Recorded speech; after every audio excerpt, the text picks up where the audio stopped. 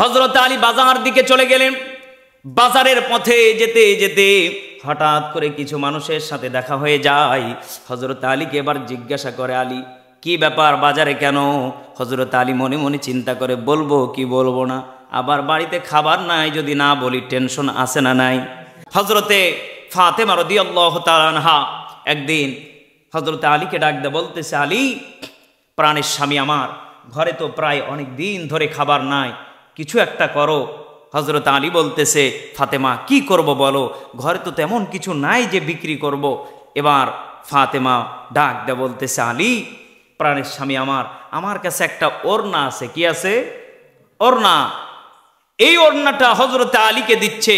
এখন হযরত আলী মনে মনে চিন্তা করতেছে, আমি এই ওড়না নিয়ে যদি বাজারে যায় বিক্রি করি, আর যদি বলি খরিদ্দারের কাছে এই ওড়না হলো ফাতেমার, সবাই বলবে কি রে, হযরতে আলী আবার বইয়ের ওড়নাও বিক্রি করে খায়, নাউজুবিল্লাহ কইবেন না। এখন হযরত আলী টেনশনে পড়ে গেলেন, কেমনে কি করা যায়। এবার পকেটে ওড়নাটা সুন্দর করে ভাঁজ করে ভইরা বাজারের দিকে হাঁটতেছে। হযরত আলী মনে মনে চিন্তা করতেছে, মালিক আপনি যা করবেন আপনার ফায়সালা আমি তাই মেনে নিব। জোরে কন্যা সুবহানাল্লাহ, আরো জোরে কোন আছে না নাই? হযরত আলী চুপ মেরে রাস্তা দিয়ে আবার হাঁটা শুরু করলেন। হঠাৎ করে একজন ব্যক্তি একটা থলে নিয়ে একটা ব্যাগ নিয়ে এসে বলে, আলী রে তোমার কাছে কি আছে আমি জানি। আলী রে চিন্তার কোনো কারণ নাই, এই ব্যাগের ভিতরে ঢুকায় দাও, আর দাম কত নিবা জলদি করে বলে ফেলাও। হযরত আলী ব্যাগের দিকে তাকাইলেন, ব্যাগের ভিতরে কিছু নাই, থলের ভিতরে কিছু নাই। হযরত আলী পকেট থেকে ওড়নাটা বের করে ব্যাগের ভিতরে ঢুকায় দিলেন। যেই ব্যক্তি খরিদ্দার একটা বারের জন্য ওড়নাটাও দেখলেন না। জোরে কন্যা সুবহানাল্লাহ। হযরত আলীকে বলতেছে, আলী কয় দিরহাম নিবা সত্যি করে বলো। হযরত আলী বলতেছে, 6 দিরহাম যদি আমি পাই, আমার পরিবার হাসান হোসাইন ফাতেমা আমি সহ পেট ভরে খাবার খেতে পারবো। সুবহানাল্লাহ। হযরত আলী 6 দিরহাম নিয়ে বাজারে গেলেন। বাজারে যাওয়ার পরে দোকানের সামনে গিয়ে দাঁড়ালেন। দোকানদারকে ডাক দিয়ে বলতেছে, দোকানদার ভাই আমার ঘরে 3-4 দিন থেকে খাবার নাই, একটা বারের জন্য কি দ্রুত করে একটু আমাকে একটু খাবার গুলি দাও। হযরত আলী বলার সঙ্গে সঙ্গে দোকানদার বলতেছে, হযরত আলী কতগুলি খাবার লাগবে? বলে 1 বস্তা প্যাকেট করো। হযরত আলী বললেন 1 বস্তা প্যাকেট করব, তাই নাকি? হযরত আলীর এই কথা শুনে দোকানদার 1 বস্তা প্যাকেটিং শুরু করে দিলেন।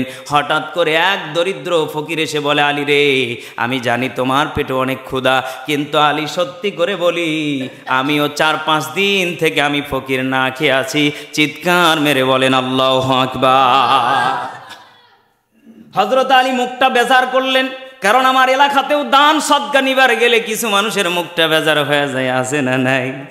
মাদ্রাসার কথা শুনলে মনটা ছোট হয়ে যায়, মসজিদের কথা শুনলে মনটা ছোট হয়ে যায়, আছে না নাই? হযরত আলীও মনটা ছোট করে ফেললেন। আমার পেটে ক্ষুধার্ত, হাসান হুসাইন না খেয়ে আছে, ফাতেমাও না খেয়ে আছে, কি করব? হযরত আলী মনে মনে চিন্তা করতে করতে আল্লাহর কোরআনুল কারীমের আয়াত তার সঙ্গে সঙ্গে মনে পড়ে গেল। ফাআম্মাসাম ইলা ফালা তানহার। হে আলী নিজের পেটের দিকে তাকাইলে হবে না, আগে সাহেলকারী ফকিরের দিকে তাকাইতে হবে। জোরে কোন আল্লাহু আকবার। আগে কে?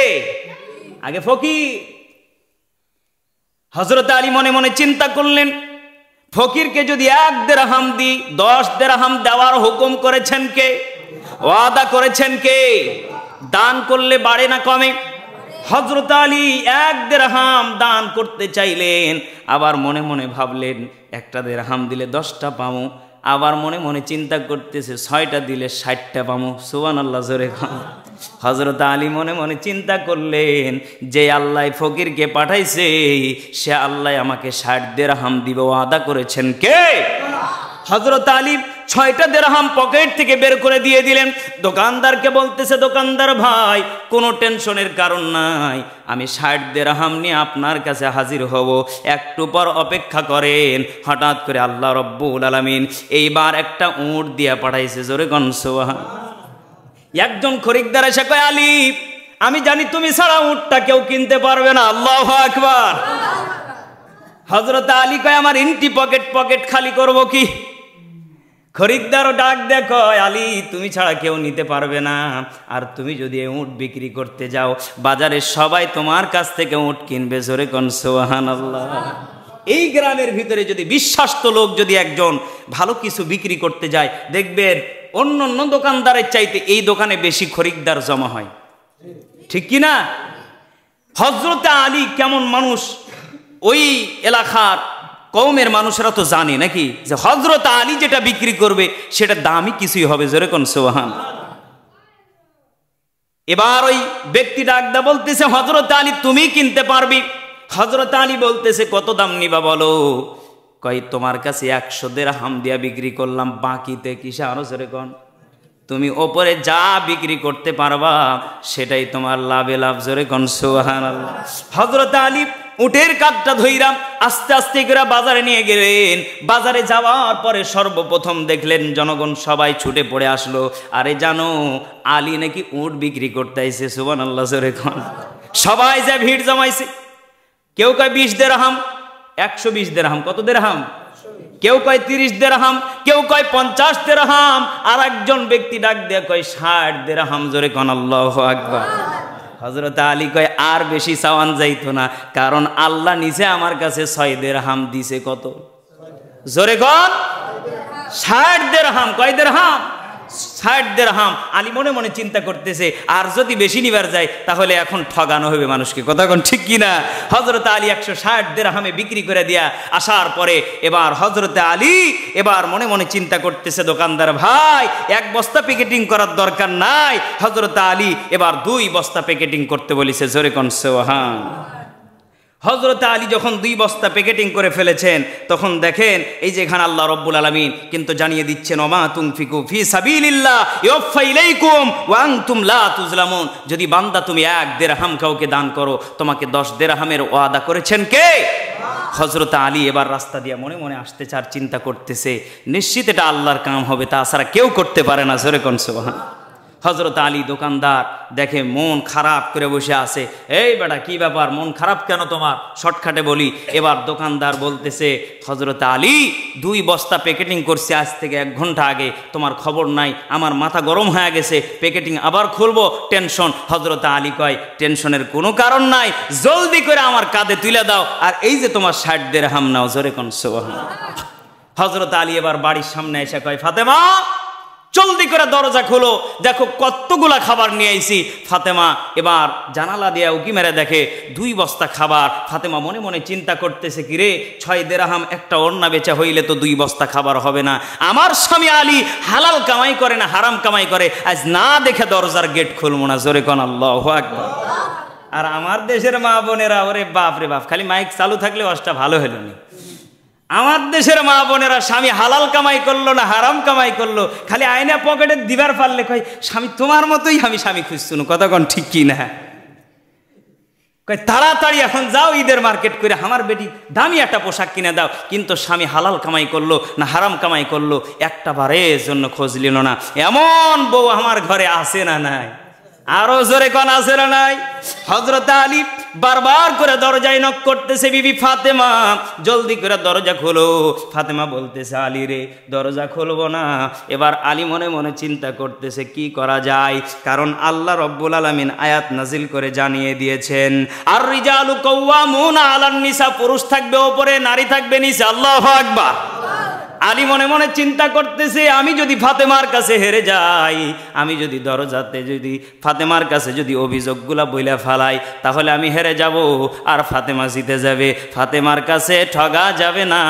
2টা বস্তা নিয়ে রাসূলের দরবারে হাজির হয়ে গেছে। জোরে কোন সুবহানাল্লাহ। আল্লাহর নবীজিকে ডাক দিয়ে বলি, ইয়া রাসূলুল্লাহ আপনার কাছে আসলাম, আপনি আসার সাথে সাথে বস্তাটা নামাই নিলেন, কিন্তু আপনার মেয়ে ফাতেমা কত বড় বিয়াদব জানেননি, আমাকে 1 ঘন্টা ধরে দরজার সামনে দাঁড় করে রাখছে। নবী মুচকি হাসি দিয়া কয়, আলী ওইটা বিয়াদবি না, তোমার যদি ফাতেমা যদি দরজা খুলা দিত, তুমি 2 বস্তা টোপলা নিয়ে আমি নবীর দরবারে আসতা না। আল্লাহর নবীজি ডাক দেয়া কয়, আলী 2 বস্তা খাবার তোমার কাঁধে আমার মেয়ে ফাতেমা দিয়েছে, একটা ওড়না ঠিক নেই? কয় হ্যাঁ ঠিক। সত্যি করে কও তো দেখি। এই 2 বস্তা খাবার তোমাকে দিল কে? আর প্রথমে ফকির 6 দিরহাম দিল কে? আবার একটা উট এনে দিল কে? জানোনি? সুবহানাল্লাহ। হযরত আলী কই, ইয়া রাসূলুল্লাহ, আমি কিচ্ছু জানি না, কেমনে কি হয়েছে আমি কিছুই জানি না, আমি বাজারে গেছি, এগুলা ঘটছে, আমি এই জানছি। আল্লাহর নবীজি কয়, আলী এবার যাও ফাতেমার কাছে যাও, ফাতেমা দরজা খুলে দিবে। ফাতেমাকে ডাক দেয়া কয়, ফাতেমা, তোমার বাবার কাছে গেছিলাম, 2টা বস্তা তোমার বাবা খুব সুন্দর করে আদর যত্ন করে নামাইছে, এবার চলো তোমার বাবা ডাকছে, যাওয়া লাগবে। ফাতেমা বাবার দরবারে গেছে। আপনাদের কষ্ট হচ্ছে নাকি? শর্টকাটে বলি, দেখেন এখানে গুরুত্বপূর্ণ কিন্তু কথা লুকিয়ে আছে। আমি কিন্তু প্রথমে বলেছি শুনলে হবে না, আমল করার দরকার আছে না নাই?